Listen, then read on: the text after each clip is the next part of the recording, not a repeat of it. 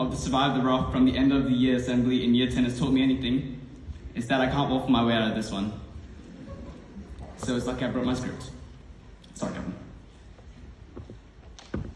As I look across the crowd tonight, I'm in awe. It's amazing to see how far we've come. And so, while some of you have been counting down the days to freedom, and some have been savoring the last few moments of high school, I thought I'd use this time to address our cohort, my friends, one last time. Give a glimpse of what I've learned from them. I've learned that the people in our lives, the friends we're surrounded by, have a great bearing on our lives and our success in life. In fact, one of my closest boys now told me, all the way back when I first met him in year 7, "You show me your friends, I'll show you your future." Which, looking back, it's not the most inviting statement to start off a relationship.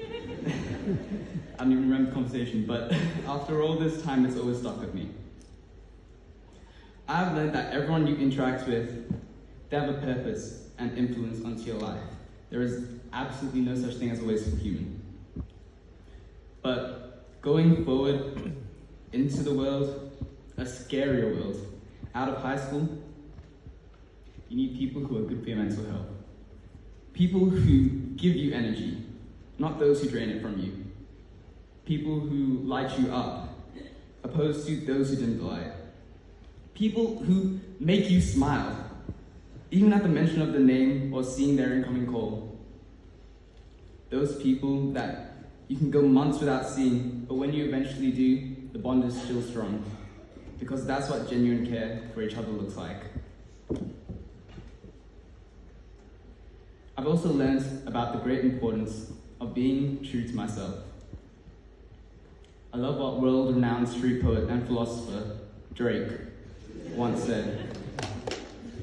"I was born to make mistakes, not to fake perfection." You see, it's easy for me to get up on stage here and try and project myself as this perfect person right now, but that's not real to who I am. And I think for many of us that's relatable. We try to show off to our friends and family, boast about ourselves, to exceed the expectations, prove to ourselves that we're in some way better. But in the process of doing so, we lose ourselves. We create a version of us that we can't recognize anymore. And this mindset, built on ranking, social acceptance, and a desire to prove and validate yourself, is labeled peer pressure, or even ego. But I call it pride. And that's really what it is. Pride is what gets in the way of life. It's literally defined by Google as a satisfaction derived from one's own achievements or qualities that are widely admired. And of course, it is great to be admired, but so much greater to respond to admiration with humility. Humility is not thinking lesser of yourself, it's actually thinking of yourself less. Humility is being compassionate and forgiving, looking for the best in others and showing gratitude for their contribution to your success. Seeking to win the people over the arguments. It's responding with a quiet confidence, rather than arrogance, and accepting that you can be the best version of yourself. Now, it's been an honor being able to call myself head boy this past year, leading this cohort.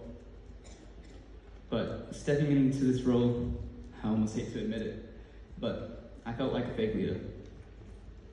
Mike, of last year, he did such an amazing job, stepping into the role with such little experience and crushing it. Then there's me. Someone who's been a student counselor years prior, but struggling more than ever. So I did what anyone else would do. I copied him. I mean, I wanted to be like Mike, right? Be that guy in the touch room.